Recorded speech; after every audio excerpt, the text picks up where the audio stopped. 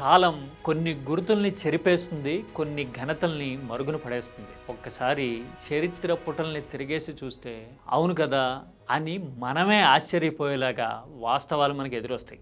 Yes, 25 ఏళ్ల నాటి ఒక ఘట్టాన్ని, ఒక సినిమాని, ఒక పర్సనాలిటీని నేను మీకు రీఇంట్రడ్యూస్ చేయాలి అని అనుకుంటున్నాను. ఎందుకంటే ఇది ఆ సినిమా రిలీజ్ అవుతున్న మూమెంట్. ఇదేమి సినిమా పబ్లిసిటీ కోసం చెప్తున్న మాట కాదు. జ్ఞాపకాల దొంతరల్ని, మన మెమరీస్ని ఒకసారి వెనక్కెళ్ళి తడిమి చూసే ప్రయత్నం చేద్దాం. 25 ఏళ్లలో ప్రపంచం ఎంత మారిందా, మన ఆలోచన ఎంత మారిపోయిందా అని మనకి మనమే ఆశ్చర్యపోతాం. ఇంతకీ ఆ సినిమా ఏంటో తెలుసా?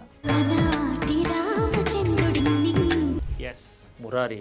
ఇది కేవలం మురారి గురించో మహేష్ బాబు గురించో మాత్రమే కాదు. ఆ సినిమా తీసిన కృష్ణవంశీ అసలు స్పెషాలిటీస్ మనలో ఇప్పటికీ ఎంతమందికి తెలుసు, ఎంతమందికి గుర్తున్నాయి అనేది ఒక్కసారి మెమరైజ్ చేద్దామా?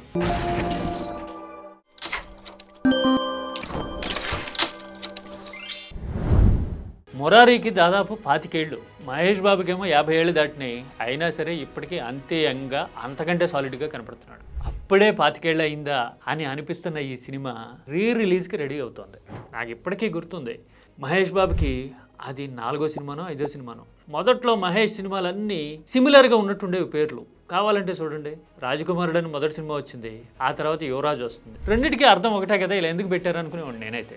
ఆ తర్వాత వంశీ అనే సినిమా వచ్చింది, తర్వాత మురారి. ఈ రెండింటికి కూడా అర్థం ఒకటే కదా, ఇదేంటి పేర్లు దొరకలేదా వీళ్ళకి అనుకునేవాడు నేను. ఇలాంటి సిమిలారిటీస్ మధ్య మురారి వస్తే, వచ్చిన తర్వాత ఇచ్చిన ఎక్స్పీరియన్స్ మాత్రం రియల్లీ మెమరబుల్ అండ్ వండర్ఫుల్ అనిపిస్తుంది. మహేష్ బాబు నటనలో ఇంటెన్సిటీని మనకి బహుశా తొలిసారి చూపించిన సినిమా మురారి.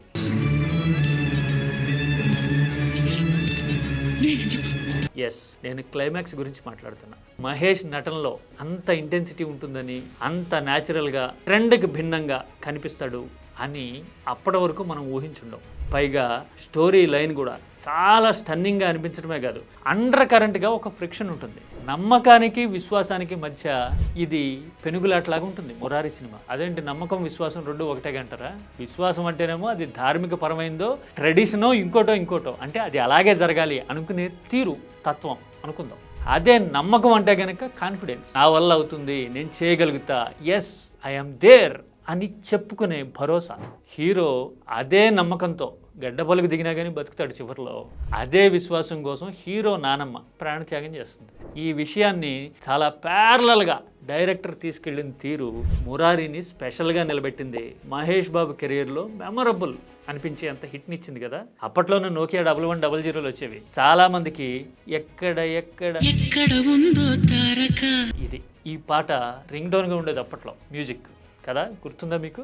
మురారినే ఇంత స్పెషల్ అనుకుంటే కృష్ణవంశీ గురించి ఇంకెంత ప్రత్యేకంగా చెప్పాలా అని నాకు అనిపించింది. ఎందుకో తెలుసా, ఇవాళ రేపట్లో పాన్ ఇండియా సినిమాలని, గ్రాఫికల్ వండర్స్ అనిపించేలాంటి మూవీస్ 25-30 ఏళ్లకే చాలామంది తీసేస్తూ ఉన్నారు. కానీ అసలు తెలుగు సినిమాలో ఇంటెన్సిటీ, తీవ్రత అనేదాన్ని తెర మీదకి ట్రాన్స్లేట్ చేసిన డైరెక్టర్స్ ఎవరు గత 30 ఏళ్లలో అని లెక్క తీస్తే అందులో ఖచ్చితంగా ముందు వరుసలో ఉండాల్సిన పేరు కదా కృష్ణవంశీ. నాకైతే అదే అనిపిస్తుంది. ఎప్పుడో mid-90s ఆ తర్వాత గులాబీ సినిమా చూసినప్పుడు ఫస్ట్ టైం ఇదేంటి మాటలు ఇంత న్యాచురల్గా ఇంట్లో మాట్లాడుకున్నట్టున్నాయి అని అనిపించింది. స్కూల్కి వెళ్ళే రోజుల్లో వర్స్ అప్పటికే క్షణక్షణం లాంటి రామ్ గోపాల్ వర్మ సినిమాలు వచ్చినా కానీ అంతకంటే న్యాచురల్గా కనపడము, అంతకంటే రియలిస్టిక్గా అనిపించడం గులాబీ మాటల్లో వినిపిస్తే, పాటల్లో ఒక మార్మికత అంటారే, అలాంటిదేదో ఒక ట్రాన్స్లోకి తీసుకుపోయిన ఫీలింగ్ అప్పట్లోనే కదా. మాటల్లో రియాలిటీ ఉంది, మ్యూజిక్లోనేమో ట్రాన్స్లోకి తీసుకుపోయేంత శక్తి ఏదో ఉండేది.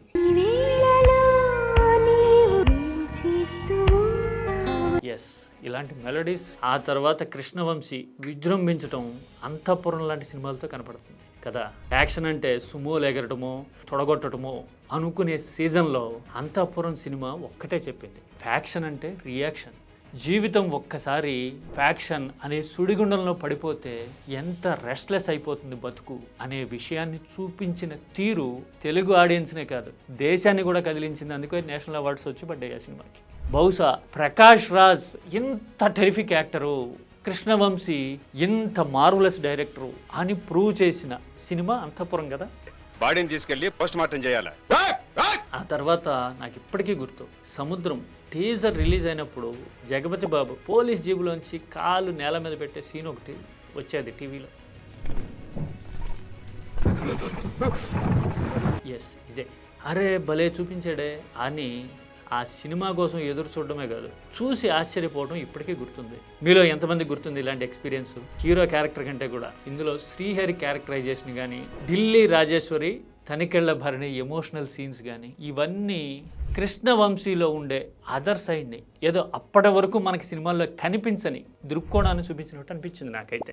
సముద్రం, చంద్రలేఖ లాంటి సినిమాలు కమర్షియల్గా ఎలాంటి రిజల్ట్ ఇచ్చాయో తెలియదు కానీ కృష్ణవంశీ ఒక వెర్సటైల్ స్టైల్ని, క్రియేటివిటీని అయితే చూపించాయి. ఇంతకంటే ముందు వచ్చిన నిన్నే పెళ్ళాడతానే మర్చిపోలేము. అలాగే సింధూరం గురించి చెప్పకపోతే కనుక ఇన్కంప్లీట్ ఈ టాపిక్ కదా. ఒక సందర్భంలో సిరివెన్నెల చెప్పిన మాట నాకు ఎప్పటికీ గుర్తుంటుంది. అనే పాట ఎలా రాశారు అని అడిగితే, కాన్సెప్ట్ చెప్పినప్పుడు సిచ్యువేషన్ని డైరెక్టర్ ఎలాబొరేట్ చేసినప్పుడు సిరివెన్నెల ఒక్కటే అడిగారు, పిచ్చోడా ప్రపంచం మీద ఎంత ప్రేమ ఎందుకురా నీకని. బహుశా అలాంటి ఎమోషనల్ రిలేషన్లోంచి, అన్నిటికీ మించి గుండెల్లోంచి ఎగదన్నిన భావుకతలోంచి బహుశా అలాంటి పాట పుట్టిందేమో అని అనిపిస్తుంది. అర్ధశతాబ్దపు అజ్ఞానాన్ని స్వతంత్రమందామా. జనరల్గా చెప్తూ ఉంటాం కదా, one man's revolution is another man's terrorism అని. ఇదే కాన్సెప్ట్ని సింధూరంలో కొలోక్వియల్గా కృష్ణవంశీ చూపించిన తీరికి చూస్తున్న వాళ్ళందరం ఆశ్చర్యపోయాం కదా. ఇప్పటికీ ఆ సినిమా వెంటాడుతూనే ఉంటుంది కదా. బహుశా రవితేజాన్ని వెలుగులోకి తీసుకొచ్చింది కూడా అదే సినిమా కదా. మీకు గుర్తుందా సింధూరం? ఇలా చెప్పుకుంటూ పోతే కృష్ణవంశీ కెరీర్లో తొలి 10 ఏళ్లలో చాలా మైలురాళ్ళు కనపడతాయి. అవన్నీ మనలో చాలామంది జీవితాల్లో చెదిరిపోని జ్ఞాపకాలుగా ఉంటాయి. సినిమాల్లోనే కాదు, కమర్షియల్ యాడ్స్లో కూడా కృష్ణవంశీ తనదైన ముద్రేశారని చాలా కొద్ది మందికే తెలిసేమో. అప్పట్లో టీవీల్లో చూసుంటాం, కేబుల్ టీవీలో వచ్చిన కొత్తలో థమ్స్అప్ యాడ్లో చిరంజీవిని హెలికాప్టర్లో దిగుతాడు కదా చిరంజీవి, గుర్తుందా? ఎస్, ఈ యాడ్ తీయడానికి వారం రోజులు ఏమో టైం ఇచ్చారట.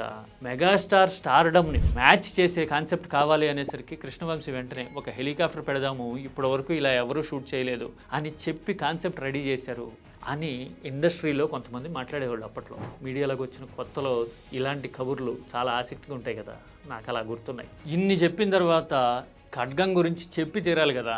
మనలో చాలామందికి ఇప్పటికీ ఆగస్టు 15 వస్తే ఆ సినిమా తప్ప మరో సినిమా కనిపించదు మన టీవీల్లో కదూ.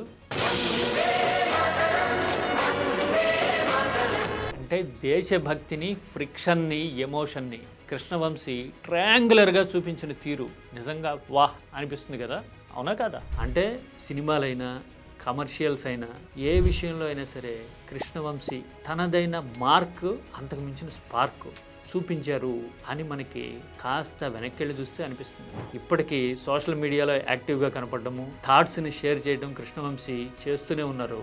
కాకపోతే ఆ థాట్స్ కింద కొందరు చేసే కామెంట్లు నాకైతే ఎందుకో చివుకు మనట్టు అనిపిస్తాయి. మీరు మళ్ళీ హిట్ సినిమా తీయలేరా లాంటి మాటలు మాట్లాడుతూ ఉంటే ఆల్రెడీ మనకిచ్చిన మెమరీస్ని, జ్ఞాపకాలని చెరిష్ చేయడము, ఆ ముద్రలు మాకు ఎప్పటికీ ఉంటాయి అని గుర్తించడం కాకుండా ఏదో చిన్నబుచ్చాలని ప్రయత్నం చేస్తున్నామా అని అలాంటి కామెంట్లు చూసినప్పుడు నాకు అనిపిస్తుంది. మీరైతే ఏమంటారు? పాన్ ఇండియా హంగులు లేనప్పుడు, ఇలా వేల కోట్ల వసూళ్ల రంగులు లేనప్పుడు, క్రియేటివిటీతో, ఇంటెన్సిటీతో సెల్యులాయిడ్ మీద ఒక సంతకం లాంటి క్రియేటివిటీని చూపించిన కృష్ణవంశీ మీకు ఎలాంటి మెమరీస్ ఇచ్చారు? 90స్లోను, 2000స్లోను మీరేం చెప్తారు? మురారి సినిమా అయినా, కృష్ణవంశీ సినిమాలు అయినా మీకేం గుర్తొస్తుంది ఆ పేరు చెప్పగానే? థాట్స్ షేర్ చేయండి, లెట్ us డిబేట్.